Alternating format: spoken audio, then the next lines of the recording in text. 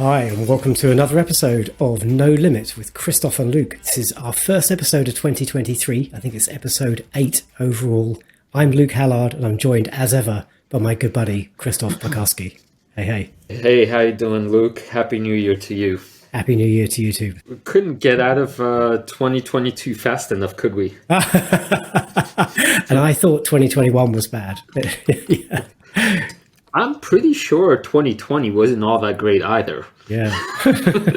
So far, the roaring 20s, it's been pretty rough. It has for lots of people in lots of different ways. 2020 was good for my portfolio, but kind of bad in the rest of life for sure. And as Bob Dylan once sang, just when you thought you've lost everything, you could always stand to lose a little more. But that's not how that's not the tone we want to set for this year. We want to be optimistic. We want to be bright. All kinds of progress and all kinds of fascinating things are happening in this little blue-green planet of ours. So let's talk about good stuff, huh? Let's talk about good stuff. Oh, before we talk about the good stuff, though, I do have to make a bit of a fess up and do a correction from episode 7. If you don't mind, I'm going to jump in quickly. I got a DM from one of our listeners, JT Morgan, a cunning name there. And he took umbrage with some of my commentary around, I think, basically me saying, I'm not that proud of being a Tesla driver these days. And because of Elon Musk's kind of behavior, you know, the bad CEO being a bit of a naughty schoolboy, reflecting on my ownership experience. And then in the same breath, I think I said, and competition is coming from China and companies like BYD. So I think, to be fair, JT picked me up on, should I really be proud of driving a Chinese EV instead of my Tesla? Mm-hmm. So you're absolutely right. Mm-hmm. Probably shouldn't. Mm-hmm. You're right, JT. I wouldn't be super proud of driving a Chinese vehicle right now. Yeah, that's a fascinating principle of no holy place to stand. Yeah. You know, especially in it, because I think of it in those complexity terms that once you reach a certain level of multiple variables, there's too many, and some of them will be far from perfect. Right. So, in other words, I guess it's hard not to be a hypocrite at some point when you're dealing with thousands of variables. Yeah. I suppose our takeaway stands, though, from last week, right? Ideally, we don't want the CEOs of our companies to be kind of crazy public figures, I suppose, for good or for bad. Just kind of lie low, focus on solid execution and solid strategy. That's what I want my CEOs to be up to. Yeah, and something like, I guess, the issue with trying to simplify things, fix free speech is unwinnable, right, to a certain extent. I mean, that's why you have government and law and courts, and that line is maybe why law exists in the first place. So to get mired in that battle when you have rockets and cars and energy to worry about is just, it seems like, not the wisest course for an engineer to take. But anyway, so maybe happier news as well, as we're in the intro. I think you may have recommended The Wire to me way back on episode, I don't know, 2 or 3. So Katrina and I finished The Wire a few days ago. Fantastic. What a show. Incredible. What a show, huh? Yeah. We had to charge through the last season pretty much because I'm heading off to Lake Tahoe in about 2 days' time. So we wanted to finish it together. But it was pretty good. So I think I mentioned that I teach this show at the university, and I use it to teach systems thinking too, which I think you could see, right? Like how that fits in. I hadn't thought about it in that way. Go on. Well, like broken systems, you mean? Yeah, exactly. Okay. If you think about all the characters that have really good intentions, right, but then can't get anywhere, that's because they're thinking from that level of the individual. But what the show is asking us to do is to sort of back up and see how do all the pieces work together, or where are the failure points. But it's hard to take that on the individual level, right? It's hard to have enough wisdom zoomed way out. But I always like asking people who have had their first experience with the show to rank their seasons. Rank the seasons, because that says so much about, you know, what you liked and what you didn't like. So can I ask you that? Yeah. So I knew there was we've got to avoid spoilers, because actually one of my buddies kind of gave me a big spoiler years and years ago. So all I'll say was I knew there was a very significant character death coming up at some point. So I spent every season wondering, like, is this it? Is this it? Every time we saw this character. And it's especially heartrending because Katrina, who wasn't aware of that spoiler, loved this character particularly. And so every time he's doing a scene, I thought, is this the one where Katrina goes, "Oh my God, what's happened?" I watched it pensively, waiting for that moment, which came fairly late, I suppose. Do I have a favorite? Well, to be fair, many characters suffer that fate. Right.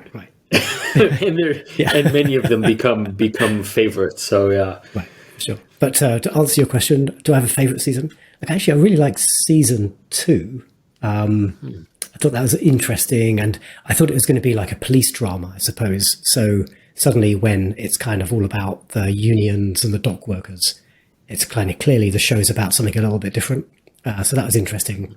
I like season 4. Was that the school kids one? The school, that was pretty cool. Like a whole different range of characters, and that kind of set up a lot of, I suppose, good and tragic outcomes when you see kind of what happens to some of these kids. That's quite interesting. Man, I'll tell you, Luke, in all the works of art that I've processed over the years, I would say season 4 of The Wire broke my heart, maybe more than anything else I've encountered. Yeah, it's tough, and you see one particular character, their sort of trajectory that you see in season 5 by the end, in the closing montage. I guess you know what I'm talking about. That's like, wow, Katrina's still talking about that like a few days later. Yeah, it's curious also to hear you mention season 2 as one of your favorites, because that is the oddball.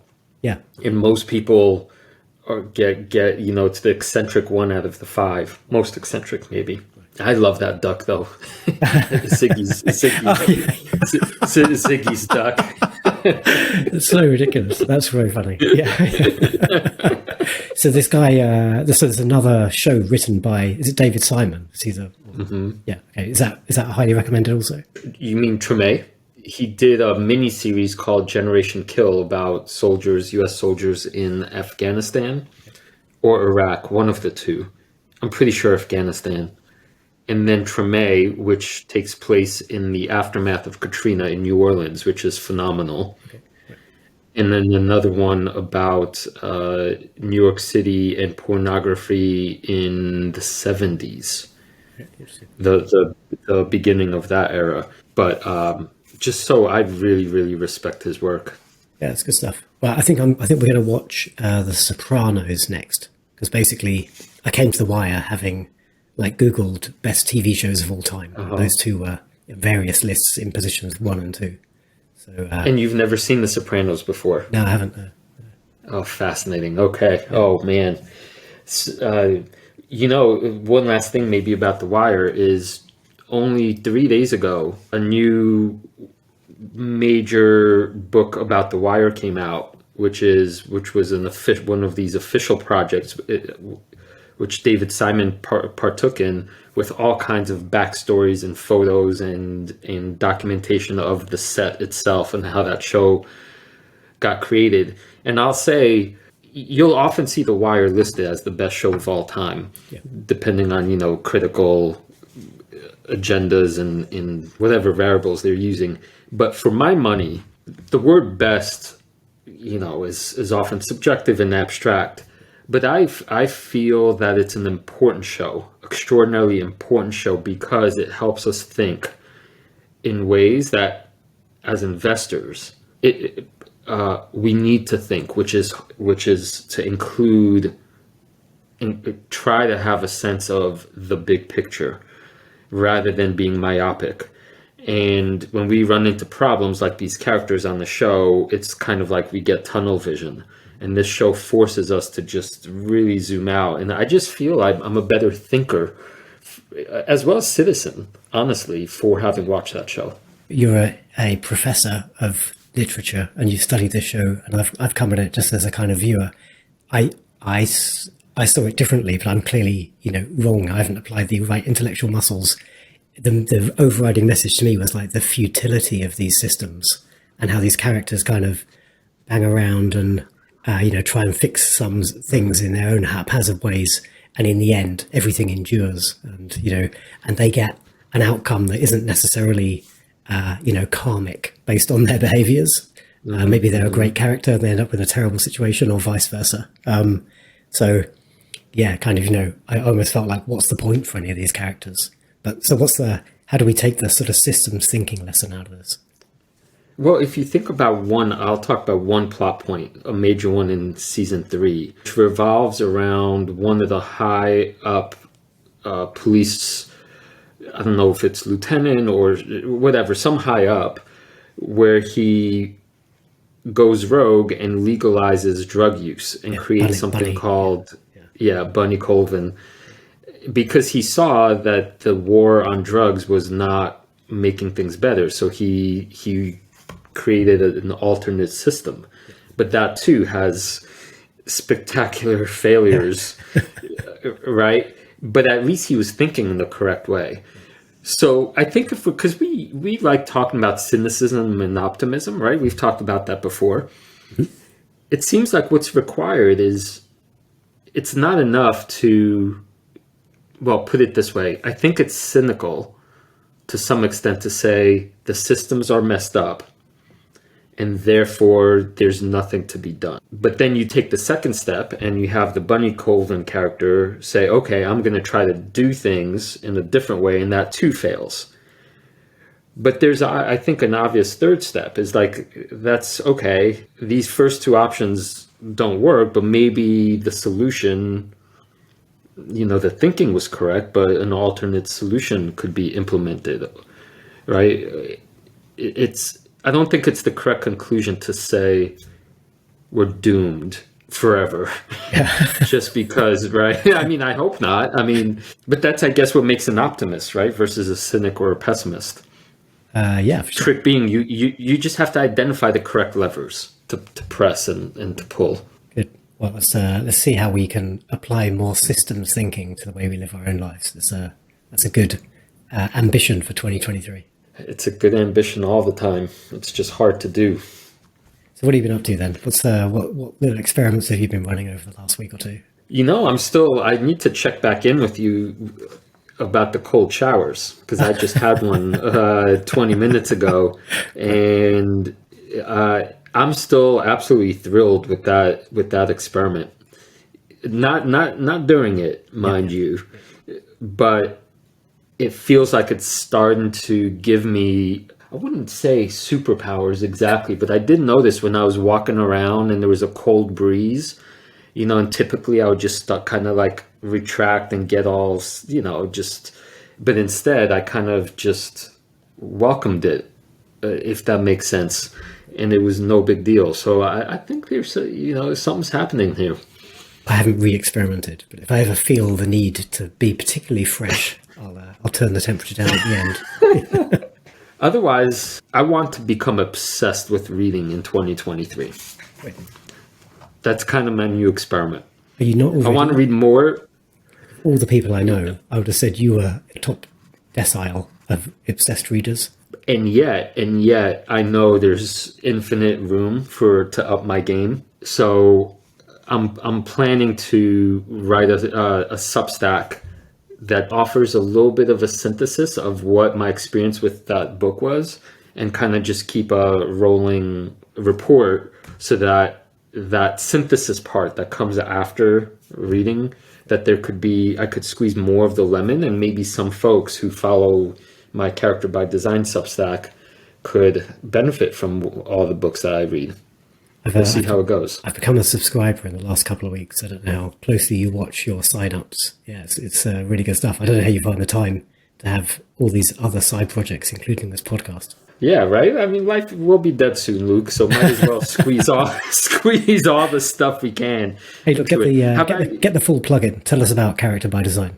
It's a project I started maybe 3 years ago it's longer than that now. Wow, geez. As I go through the week, I try to keep my ears open for stuff that revolves around the cultivation of character. Things we could do, or, bits of wisdom we encounter to help ourselves, I guess, grow like wake up and grow up. So it's part about habits, it's part about wisdom chunks, it's part about, I mean, it's kind of a mishmash of stuff. But from my point of view, character becomes our destiny, you know, like the way we shape our minds and treat our bodies. That's kind of this, you know, if life sucks, it's probably because our character sucks, right? And if we end up being joyful and happy and at ease, it's probably because we've learned how to tap into those higher wisdoms. So it's kind of a blog that tracks good character stuff. It's nice. It's a nice, heartwarming read. I enjoyed your most recent post. Where would our listeners find Character by Design? The actual address is character by design, all one word, .substack.com. If you're feeling a bit down as you look into 2023 and what the future might hold, I think Krzysztof's latest post might give you a bit of a heartwarming bump. So go check it out. Thanks for reading, Luke. That's really cool that you signed up. Right on. I'm glad you've got a bunch of projects and you found the time for that. I guess I'm being a bit more selfish and just focusing on skiing and snowboarding for the next couple of months. So not much time to do other stuff. I think one thing we were planning to do this week, though, because I guess we're now firmly into 2023 by the time this episode goes out, is to do a bit of a look back at some of the best and worst moments of 2022. We've posed 5 categories of bests and worsts, and we're going to surprise each other with our answers, hopefully. Yeah. Can't wait to hear what you came up with. I think, Luke, the first category, if I'm not mistaken, according to our chart, was tool. You know, like what was the best tool that you discovered in 2022? So I went with something pretty investing-centric here. I've tried to be a bit mishmash of investing and non-investing stuff, but I mean, frankly, YCharts is just a fabulous tool. It's quite expensive. I wanted to use it in the past, but I couldn't afford it. But it now comes as part of the benefits of being a 7 investing lead advisor. And it's a pretty powerful way to understand a company and a financial statement and run screeners and just kind of understand what's happening. So that's added a lot to my own ability to do good quality due diligence. How about you? Best tool? Yeah, I love it too. My answer is it's 2-part. I wanted to say ChatGPT as the most obvious, right, tool that is like, it's kind of like a nuclear explosion in terms of like its capacities. And yet it's not my answer because I still haven't learned to use it properly. I could tell that I don't have the proper sophistication and proper framework to take advantage of all its power. So it's still, I imagine that's what 2023 will be for. So instead, I'm going to give maybe an obvious answer, which is Twitter. I still think that the kinds of rabbit holes I've fell into and people I've encountered by having a liberal policy of continuing to follow many, many people, which is an interesting thing to talk about itself, by the way, right? Some people follow only a few accounts or select accounts, and then others follow a seemingly infinite number. And I'm in the latter, which is kind of counter to my usual strategy. But that's because every time I look at Twitter, I really don't know what I'm going to see.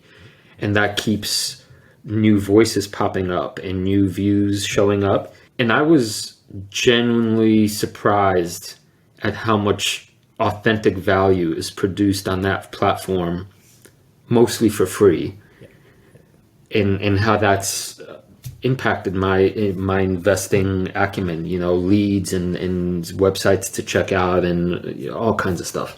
It's good. I'm a big fan also. We joked about it a few weeks ago and you said, you know, look, Musk can continue to run this company with 25% of the workforce. Well, I sent you a little news article yesterday. I don't know if you saw it. They're being sued because they haven't paid their rent on their San Francisco offices. It's all this stupid stuff that's kind of, you falls between the cracks when you fire like most of your organization. Someone's not paying the bills. Right. Yeah. Yeah, it's like, what are we forgetting this month? Yeah, that's right. Yeah.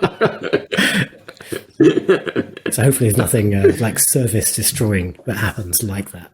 I'm sure they'll be on top of their real estate bills. Yeah, so I highly encourage any listeners who don't use Twitter to take that leap into this into the Twitter world and curate for yourself some of the best investors that you trust. And it's amazing what you'll learn. Totally agree. Well, let's give our own handles a plug, right? We are trying to accumulate followers, particularly for the show. So I am number 7, Luke Hallard. And I'm 7, Flying Platypus. Good place which I'm still getting used. Yeah. Which I'm still getting used to. So hopefully we're a good place to start. If you're really baffled by Twitter, I've got a relatively curated list of people I follow. I'm in that former camp you discussed. So, like I say, just go check out who I follow if you're really completely baffled and you want to use it as like an investing tool. Fantastic way to have off-the-cuff conversations too, and you never know who's going to respond, and it's quite a world. Yeah. So that was our first best. Next category? Should we do all our bests and then we'll do the worsts, or you want to alternate? Yeah, let's go. Let's do the good news first. Okay. So you go first on this next one then. So this category was best book, article, or Substack. I couldn't help it, Luke, but I'm going to cheat so hard. I'll try to make this quick, but I pulled off what I thought what were 5 of the most impactful books for me as from an investing standpoint. Now I'll name them, but I'll also show them for any YouTube listeners. These are the 5. At least one of those looks familiar to people who've caught the previous 7 episodes of our show. But go on, tell us what you've got there. Yeah, so I wanted to rejuvenate my understanding of bio and, with CRISPR and all these technologies in the biotech and biohealth field. So I read The History of the Gene by, I think I'm mispronouncing his name, Siddhartha Mukherjee. Okay. And then I followed that with Walter Isaacson's biopic of Jennifer Doudna, Gene Editing and the Future of the Human Race. So this is all about how CRISPR was born, which, by the way, one side tangent, I heard on the All In podcast, the recent podcast. I don't know if you listened to that. I think Chamath named a recent CRISPR innovation as his major scientific breakthrough of the year, which was overshadowed by nuclear fusion. Yeah. But I did not have time to look more into it. But from what I remember, somebody with really bad terminal cancer underwent CRISPR therapy and is now cancer-free. Yeah, that's right. And there was no two ways about it. This person was going to die, and now they're cancer-free. So the CRISPR stuff truly is astounding, and I couldn't be more excited for humanity based on this technology. And this book, combined with the gene, really gave me a good idea of, like the science, the journey, how it all came to be. I will say you've made an interesting sort of biotech stock recommendation as part of 7 Investing very recently. So now at least I know that's founded in quite a deep reading as well. So well done on that. Well, yeah, this is a little bit of a deliberate effort, but I've now made 3 biotech and I think 3 non-biotech. So I'm kind of walking kind of like a platypus. I don't know what I am. And the other, I won't belabor this, but I thought the metaverse was really offered profound insights into how all these new powers of computing are potentially going to create this new universe for us. And what I think is the best overall read of the year for me investing wise, Chip War, because it's a thriller, it's a history book, and it's a history lesson in an industry that I think is going to define the foreseeable future. And one more that I have not talked about on this show, but I thought it was so well done and so expertly explained. It's a book called How Finance Works, and it's by a professor at Harvard, Mihir Desai. I'll say something about chapter 1, because this was such a good exercise. It's called The Unidentified Industries Game. And he shows you basically the balance sheets of something like 10, 15 companies without their names, and then the candidates. And you're trying to match up the balance sheet with the industry, right, that it's in, working backwards.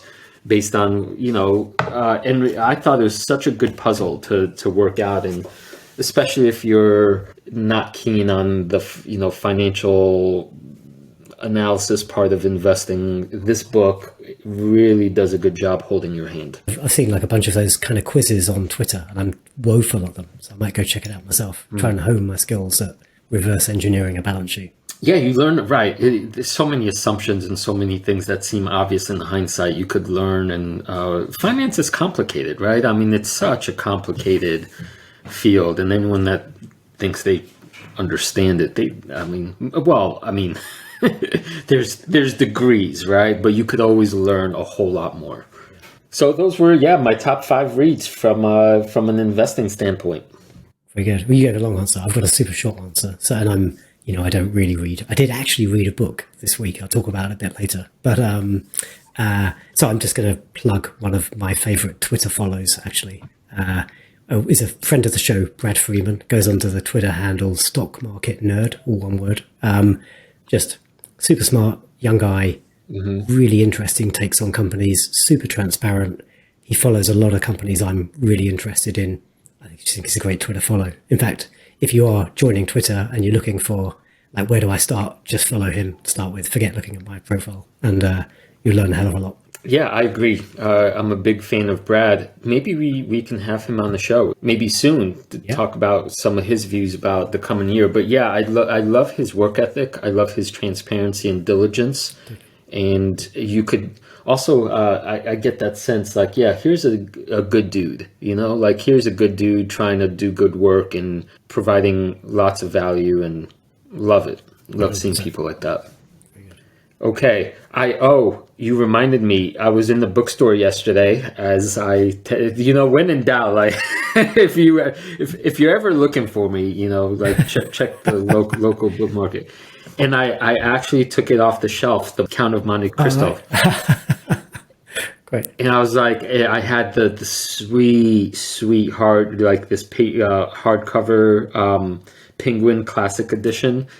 And I was, oh my God, I was like, I would love to read this right now. And I couldn't, I've got too much already. I was like, I can't go to 19th century. What is this? 19th century France? Yeah. You're gonna like hate me for this, but I literally do all my reading like right here on my ebook reader on my phone. Not even like an actual tablet, like a reader. Literally just my phone. Oh my God, that's so sad. It's so convenient. I can read anywhere, like little micro snippets. I don't keep Katrina awake at night if I'm kind of buried in something with a torch. I'm so used to it. And you can annotate and put, like, if you're reading something you want to come back to, you can put like a little marker without. I noticed you sent me a couple of screen grabs of one of your books, and like you've written all over this thing and like torn it to pieces. What the hell, man? Well, by your logic, Luke, I said we get rid of all the museums, right? They're just taking up space, right? Like, let's just take a little image, put them on our phone. The Van Goghs, the Picassos, the Rembrandts, that's kindling right there. Am I wrong? Yeah. You're making a false analogy. Well, let's go on to our next best of. We're nearly halfway down the best ofs. So this was best event. What did you have in mind when you suggested this as a category? I had an obvious event that was clearly stood head and shoulders above the rest, and it was joining the 7 investing team. Oh, very good. Nice. Which happened, I think, if memory serves, I was already in the hopper during July, but my first recommendation was August. So I spent all of June prepping. So, I whipped out the old financial analysis books and looking for financial fraud and all that stuff. That was painful. That was actually painful because I was reading finance stuff out of my ears for like 12 hours straight each day. But what I wanted to say is that investing, it seems to me, investing is this infinite game with so many ways of things going wrong and also so many ways of things going right.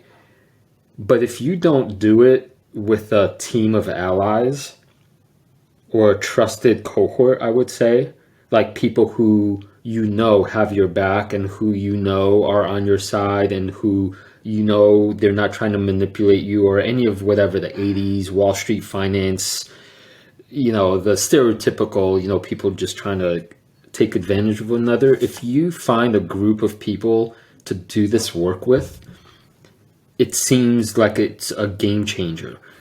It not only gave me more confidence in terms of, you know, ideas and stock selections themselves, but the process, right? Getting to talk to you, getting to talk to the rest of the team, not just on the calls, but via a Slack channel and testing ideas. I mean, it's just night and day.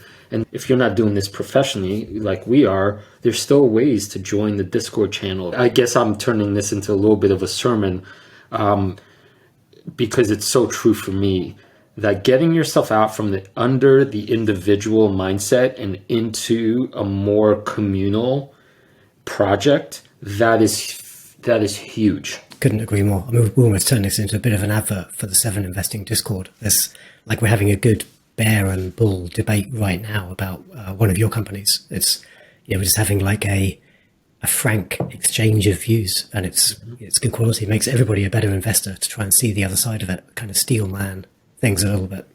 But you're right as well, that personal thing.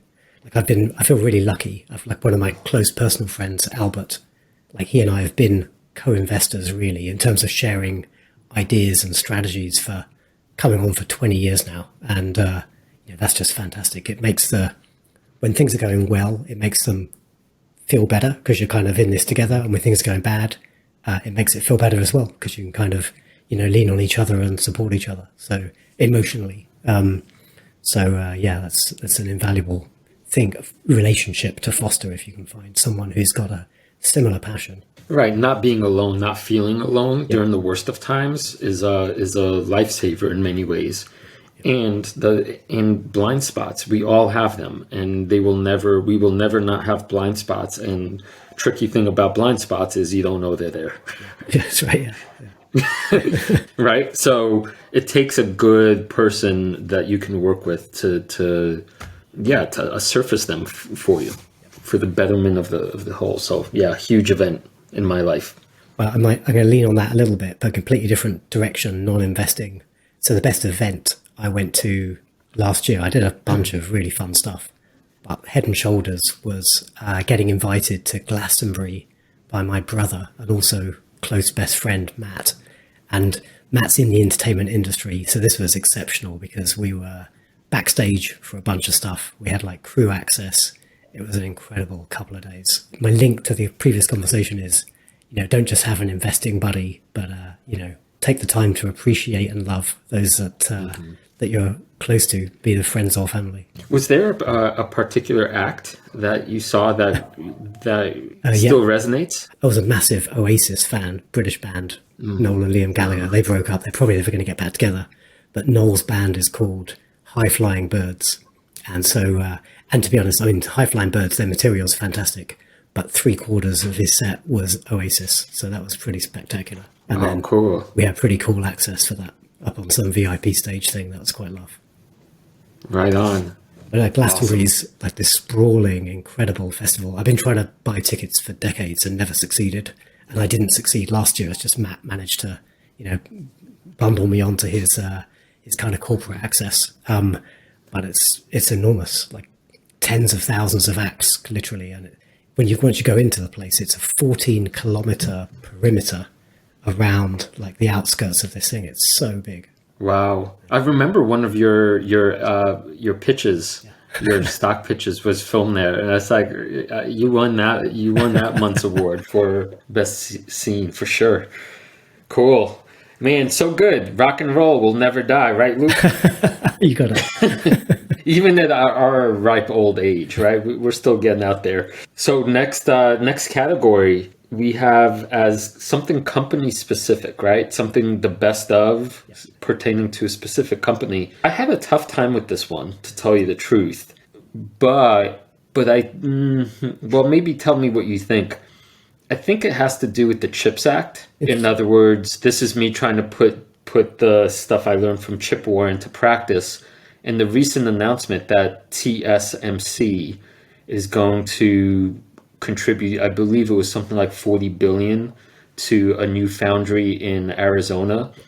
And so I guess it's specific to TSM, but in a broader picture, I'm just really convinced that what I read in Chip War is true, that the future of the world depends on who controls the resources of the most advanced chip making, and that the United States was starting to fall behind for all sorts of complicated reasons, and that the US realized this and is now taking drastic steps to correct it.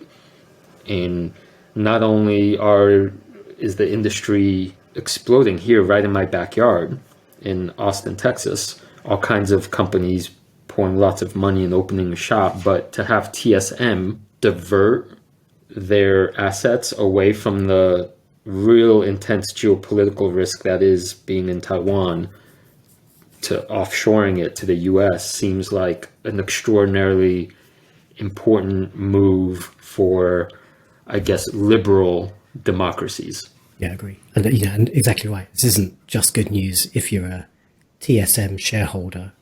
This is good for every industry, because the lights could literally go out on society if bad things happen in Taiwan, and there's not a kind of backup we can lean on society to just continue manufacturing semiconductors. How about you? I agree, like a tough category, right? It's such a hard year. Very few instances of good news, really. I had to really kind of trawl through my portfolio. But once I found this one, it was a clear answer for me. So one of our co-advisors, Steve Symington, is a big fan of a company called Rocket Lab. And I'll be honest, when I'm not wearing my SpaceX t-shirt today, I've worn it on previous podcasts. Like, I was a bit skeptical about Rocket Lab, if I'm honest, when he first pitched it. And actually, when I read about it before I joined the Seven Investing team, like the capital costs to be able to reliably put stuff into orbit is just kind of crazy. And SpaceX are so far ahead, other than like government organizations like NASA. I felt like, how is there room for anyone else to succeed? But this company has succeeded. So I think they've now flown their Electron rocket. They've now flown 32 times. And 29 of those were successful deployments. So, they're running like commercial missions that they're making money from. They've only had 3 failures. That's pretty exceptional. And now they're trying to recover their boosters. And I think they're having kind of partial success with that. But they're clearly like well on this roadmap, generating real revenue. And this is also great for, further ahead society, because, we don't want SpaceX being the only company out there, private company, that can be putting stuff into orbit. There's definitely a space for, kind of smaller payloads as well, which is where I think Rocket Lab are more orienting their capability. So, I like it. Congratulations to Peter and his team. I know they've been on the podcast before. Simon knows them. Fantastic. And really, I'm a shareholder now as well, really sort of looking to the future and how this company kind of grows up into its next stage of, really fully recovering their boosters and then driving down the costs of every launch.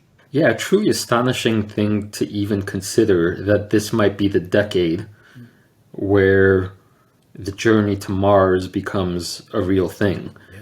And so what it means for humanity to no longer be just a thing that happens on Earth is kind of, to me, mind shattering. And yeah, you're right. There just can't be one private company doing this. So to have a second company like Rocket Lab really succeeding in all these ways is so encouraging for humanity, really. Yeah, check out all the deep dives on Rocket Lab. It's truly fascinating. Yeah, good stuff. Great pick. Yeah, good. So our last best of category. This was I think this one was best decision or habit or action taken. So kind of a personal one. How did you answer this one? I took my own medicine that I suggested for you some shows back. And at some point, I can't remember exactly when during the year, I got rid of all the companies in my portfolio that I did not have very, very high confidence in to the future.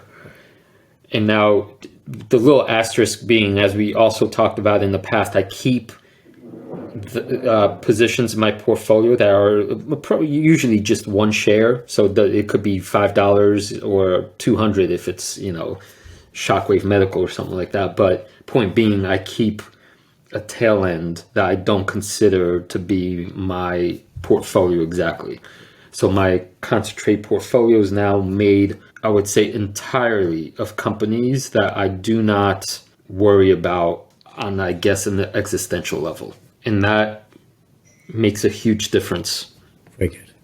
I'm gonna reflect on that a bit later in the episode as well. When we not to sort of blow my own news, but my investing resolution is pretty tied to that aspiration. So well done for clearing out your weeds. Yep. So what about you? Like a non-investing one. I'm trying to get into a habit of using Duolingo every day. So I'm on like a 39-day streak now, learning Spanish. So from zero. So don't test me. I'm a complete Spanish moron. But it's quite a lot of fun. It's gamified, and I'm sure there are other equally good apps out there. But I'm just having a bit of fun with this one in those kind of 5-minute moments here and there. And it'd be nice to develop another language as a skill. I speak woeful Cantonese. Don't test me on that if you ever meet me in the street. And barely passable English. So challenge adding a second language for real. Wait, didn't you guys invent English? Why do you not take some responsibility? We published some, they're called the Oxford English Dictionary with the correct spellings of everything. And then I don't know what happened when it made its way across the Atlantic. Like a load of letters got lost and Zedified. Yeah, learning a new language, that I think of it as scrubbing your mind, like continually introducing a new way of seeing the world. So it's not just like a practical goal of learning vocabulary. It's also like learning to see the world in this new way, which keeps your mind fresh. Yeah. Great habit. Let's see where you are with Spanish next year at the end of the year. Hopefully 400-day streak by then. Let's see. Yeah. Hey, and maybe we need to do a little trip down to Mexico, for practical research purposes. Sounds good. Okay. All right. Do you want to do the worst of the year? Yeah, let's do that. Yeah, we should have done that. We should have done that first. Oh well.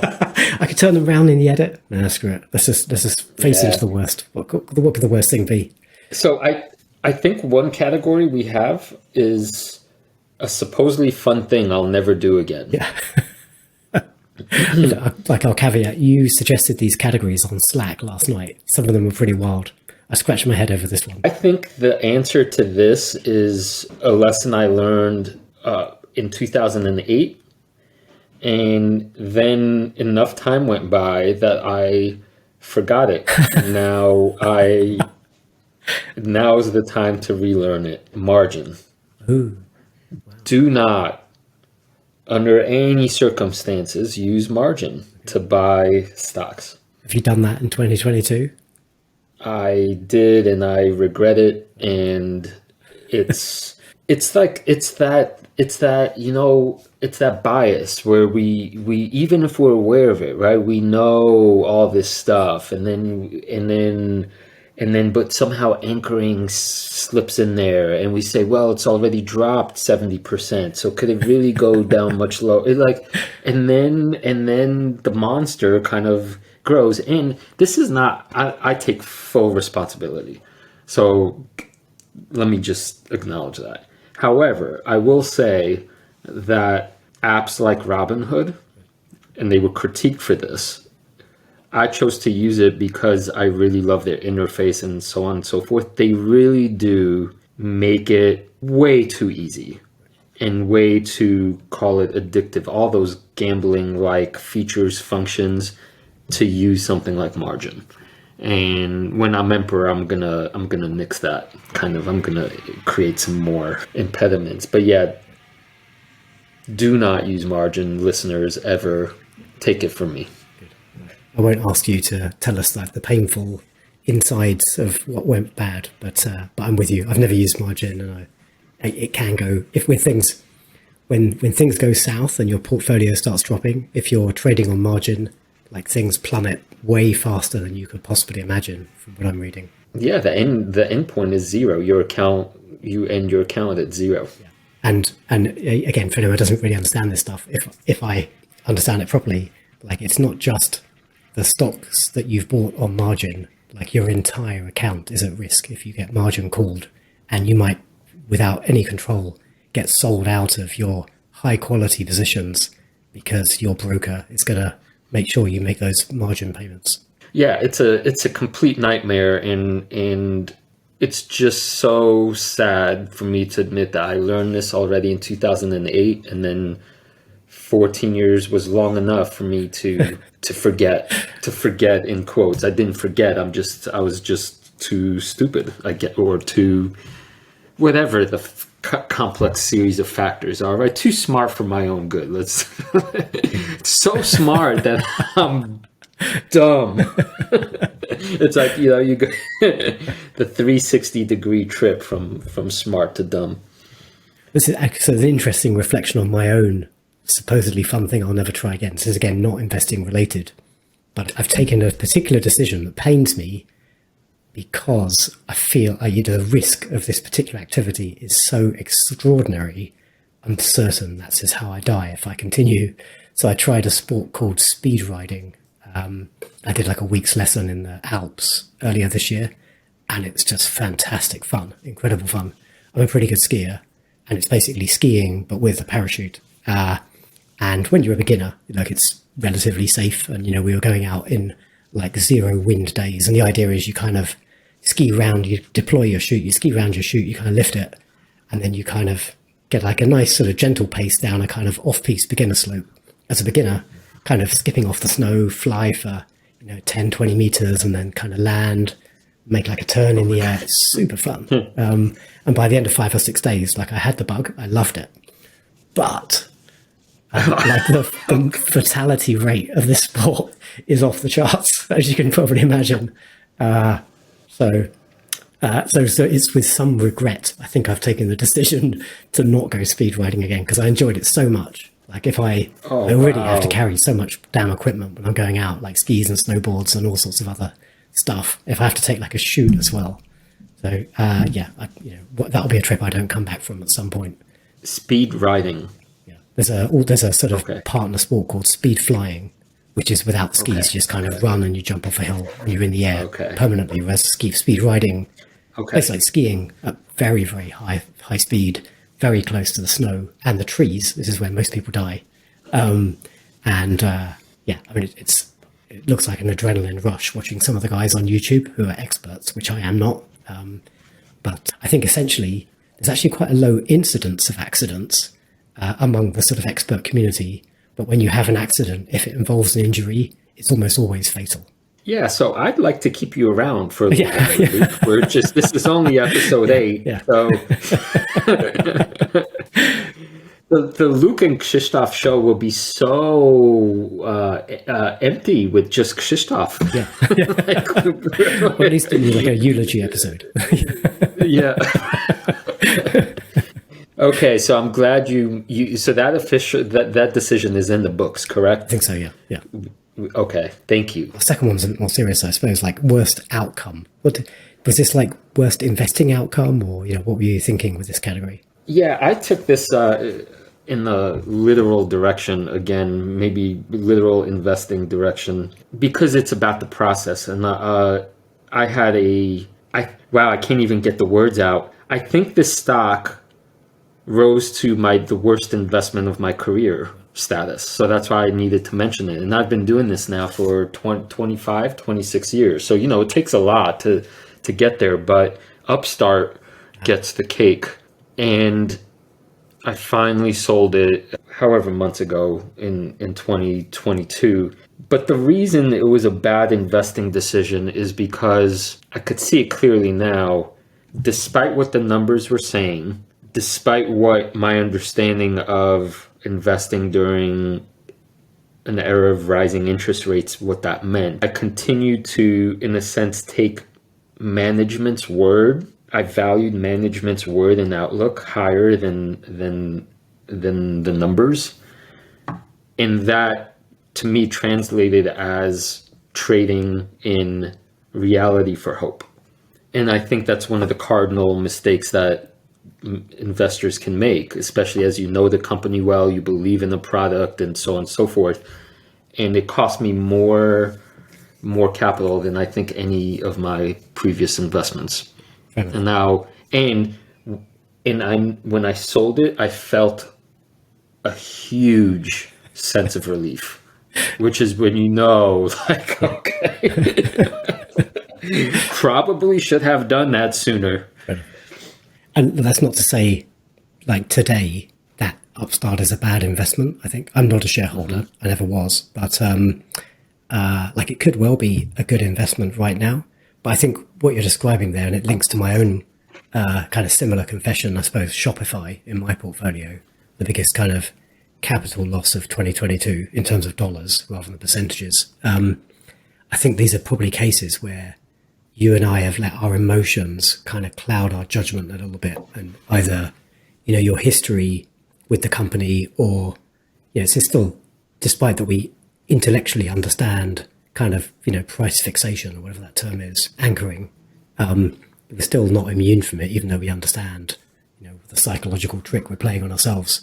So, and when you get into that situation, that sort of emotional situation with a company, it's sometimes best just to kind of walk away from it, as you've done. You've cut the thread. Yeah, and I think, and this is why, to rethread a previous topic, making sure you're in conversation with people you trust, so that when a doubt like this arises in the future, I think what I'm going to do differently is seek out deliberately someone I trust who has a bearish view, have them tie me up, and then so I can't escape, and then have me listen to them, right, and then repeat back right, repeat back what they said, so that the words actually have to come out of my mouth, and that might be enough to kind of get out of, you know, the mind bubble that we set for ourselves. So, extraordinarily expensive lesson there. Fair enough. Well, and one thing I suppose, though, you know, on the assumption that your total portfolio value has grown, you know, at least directionally over the 26 years, it clearly has, or you wouldn't be sat here with me today. You know, we are always going to be facing, like, in a good year, we'll have our biggest dollar winners, and in a bad year, we'll have our biggest dollar losers. It's kind of the nature of, like, a hopefully growing, you know, total amount of money, and the fact that every decision in real terms is more material. I really try and focus on the percentages as far as I can, and take some of the emotion out of it. And even some weird trick I've kind of found on myself, actually, to try and dispel price anchoring. So I started like a new portfolio from my mum, actually. She now has a percentage stake in my portfolio, kind of notionally. And so I created a sort of baseline spreadsheet for her and it mirrors all my own holdings, and it will mirror my trades in the future. But it's kind of, you know, it's like on paper portfolio for her. But that was like a reset. Obviously, I'm still tracking properly. I know exactly where I am over the last 20 years, but I've suddenly got this other thing I have to look at from time to time, where its baseline was some point in 2022 when my mum started. And almost I can feel myself re-anchoring to those prices, even though they're just like random numbers in a spreadsheet. So I might, you know, when we finally start turning, I might go and re-anchor then. I can feel good about, you know, the trajectory of my portfolio at that point. Hopefully that's sometime 2023. I don't want to generalize, but the behavioral side of investing is as significant as the financial and the analytical and the finding good businesses. It really is. And it's just astounding how even when we know better, we still make these massive mistakes. And so all we could say is, right, going forward, like, let's be aware of them. Let's try to do better. Only human. Only human. Yeah. So Luke, tell me next about, I guess, worst habit. Yeah. Sort of talked about this before we hit the record button today. So my worst habit, probably of the last few years, actually, but particularly so in 2022, I used to be a good poker player, actually. Not world-changingly good, but pretty good poker player. I was a money-making player, and I've got spreadsheets that demonstrate this. But I've just got into a bad habit of now drinking at the poker table, larking around, making suboptimal decisions just for the kind of hell of it to, kind of say, hey, look at me, everybody. Particularly when I'm in a particular group of players, like my close friend Tom. So I've got to clamp down on that. I'm heading out to Lake Tahoe in 2 days, actually. So I'll be there when this goes out, and I'll be there for a couple of months skiing, snowboarding, playing poker. And my intention I've set for myself is to cover hopefully all of, but let's say at least half of my entire season costs in a local poker game. So that's going to require consistency, discipline, and not boozing. Unfortunately, my buddy Tom, not unfortunately, I'm looking forward to it. My buddy Tom is coming out to visit mid-season as he did in 2020. And so the wheels will probably come off again when he gets there. But at least I'll try and play a little smaller when he's around, perhaps. Hey, Luke, it occurred to me the most important question to ask is this place where you're staying in Tahoe, does it have a guest room? I can host you. Come visit. Okay. Let's chat. Worst habit, Krzysztof? My worst habit that I'm really diligently trying to fix starting this year is checking the stock market. Good. And I'm going to follow that up by saying too often, but it's become abundantly clear that if I really want to get back to the roots of process and deep critical thinking, knowing what the price of a stock did, I'm trying to be reasonable here. Don't forget, this also is your job. It's part of your job is to look at the stock market. Yeah, right. But I know exactly where you're going. Go on. Yeah, right. But yeah. I'm guessing once a week ought to be enough, right? In terms of the price fluctuations, right? Absolutely. And yet, of course, I mean, when the page is open, I mean, without exaggeration, over the course of the year, like how many millions of times did I check the prices of stocks? It's obscene and it's stupid, right. And it's gotta go. It's gotta go. So now I'm just trying to figure out a way to tweak, being able to read about the stock market and continue to do diligent research and know what's going on without actually checking prices to this obsessive kind of level. So I need some system. I need to rejig my system, maybe delete the apps or whatever. I don't know. Where are you? Are you in where are you in that boat? Yeah, I guess I've probably the same to like an unhealthy level, at least 2 or 3 times a day, like glancing at it in one form or another. I'm always buried in spreadsheets, and I've got so many different views on my own portfolio. It's like always, even Windows on my PC is popping up and telling me something's up like X% on the day or down X%. So I'd have to go to some effort to kind of cut all that stuff out. But you're right, it's unhealthy. Like if really we should be just looking at the quarterly reports and the annual report, right? That's where you get your real information on the trajectory of the company, what the stock market's doing. It's not irrelevant, but it's probably unhelpful if you're looking at company fundamentals. Yeah, I think once a week when I said that out loud, that feels like a reasonable, ideal platonic goal, yeah. Right? You're still keeping your eye on the kind of momentum stuff, but more than that seems like diminishing returns that might interfere with clear thinking. Let's see how that, that sort of unclear thinking translated into your worst investing decision of 2020? Well, I think I kind of talked about that a little bit with Upstart. Yeah. So I'm going to take a slightly different approach here. And I'm going to talk a little bit about crypto as a good idea that went really, really bad this year, which is obvious to anyone that's been following the saga. So no need to belabor that. But I kind of feel like it's like, this was a necessary evil. Like, as with all manias and all bubbles, you get the greed and you get the fraud. Let it happen while the industry's still relatively young and developing.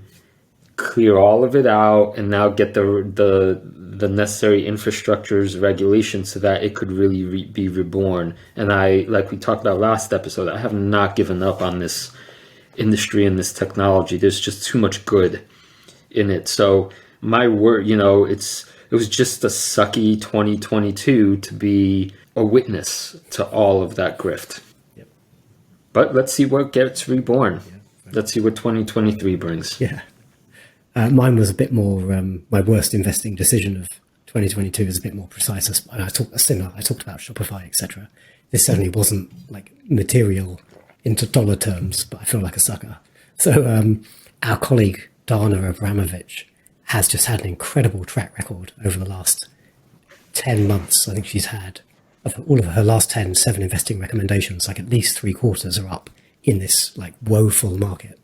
And so unfortunately, out of Dana's array of winners, I've picked her biggest loser, unfortunately. So it hasn't gone very well at all. But I'm standing firm. I like the company. Unfortunately, it hasn't played out.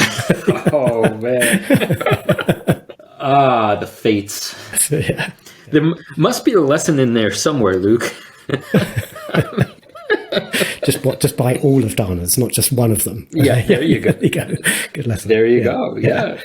Yeah, diversification. You know, I thought instead of doing the 3 questions game at the end, you want to do a quick round of the resolution or, you know, New Year's aspiration. Yeah, let's do that. Let's because you're right, it's a super long episode, and I've got 3 really good 3 conversations questions for you, but we'll save those for next episode. Let's close out today with what our investing resolution is for 2023. I kind of hinted at mine, so no surprises. I'll go first. So I did read a book. I read The Art of Execution by Lee Freeman Shaw. And I read it last few days because it's popped up on Twitter. A few people have been talking about it. In summary, this guy, I think he's a well-known fund manager, and he invested a large amount of money with, I think, 45 different fund managers. And the only rule he gave each of these 45 was you can only invest in your top 10 ideas, like no sprawling portfolios. And then he ran that for many years, I think. I'm probably not giving quite an accurate recounting of the thesis. But when he looked at the trades and nearly 50,000 actions in those portfolios across those managers, he drew out some quite interesting conclusions. And so essentially he categorized his investors in this experiment. Whenever someone had a losing position, they were either a rabbit, and a rabbit basically sits on their losers and doesn't really take any action and just kind of, you know, they're sort of paralyzed, or an assassin. And assassins were kind of exiting those losing positions very, very quickly, you know, almost with like stop losses and things like that. Or as hunters, and hunters were using more like dollar cost averaging and not buying in a full position at the start, which enabled them to kind of add to their losers. So kind of his people were one of those 3 categories. And then when his investors were sitting on a winning position, they were either raiders, and a raider, when something's up, so 20, 30%, they were kind of banking it, you know, selling out, you know, banking the capital, or they were connoisseurs, and connoisseurs would kind of basically, you know, ride the winning positions, let them compound, and maybe trim on the way up just to kind of manage portfolio and capital, but essentially let their winners won. So as I reflected on that, you know, the book was set out in that order, and I got to the end of the chapter on rabbits, and I thought, fuck, I'm a rabbit. Oh my God, I'm like sitting on these terrible positions, these losers that I haven't sold and I've just done nothing with. And I got to the end of the book, and actually, I think I'm actually a hunter / connoisseur. Like I definitely do DCA, and I've got some, you know, massive, you know, 100x multi-baggers. Like I'm not afraid of letting my winners run, but there's still a ton of rabbit in my style. So my investing resolution, long way of saying my investing resolution, is to be ruthless with my losers. So so I need to go back and revisit the remainder of that worry list and just give them a kicking, kick them out, and move on. And I need to, probably won't use stop losses personally. I don't think that works for me, but I definitely need to be like reviewing the thesis. If any of my stocks are down 10, 15% at any point. That's my resolution.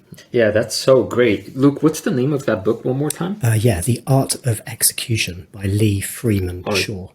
Like, I will say, not that I could possibly in a position to criticize this guy, right? But slightly dubious conclusions, I think. Like, one of the big takeaways in his concluding chapter was, like, the author really recommended heavy concentration, but I don't think that's what he did. Like, he had his money with 45 different fund managers, right? He's not concentrated. There's a lot of really good examples set, but actually I'd have some question marks about the how sort of scientific he was in drawing those conclusions, given the nature of the experiment. But it's a good book. Yeah, being ruthless, man. That's where you find the elite, right? The lead investors. They could do it and then not get caught up in their own inner stuff, which is a little bit of a transition to my resolution, which is indirectly related to investing. I always think that having a sound body and mind as your platform allows for the possibility of being a great investor. If you don't have that, you will inevitably fall into one of these emotional, psychological, reactive states and then mess everything up. So I recommitted myself to sitting Zen meditation every single day at the start of the day. I already have exercise daily, but the meditation piece on a daily level is very different than doing it some of the time. And I also likewise had a little bit of a, call it not moment of reckoning, but I went in and talked to my good friend and black belt jiu-jitsu teacher with the kind of like, I'm 3 years into this journey and, I'm old now, I'm falling apart and things break, what I'm saying? When people are trying to break your things, they sometimes do in fact break.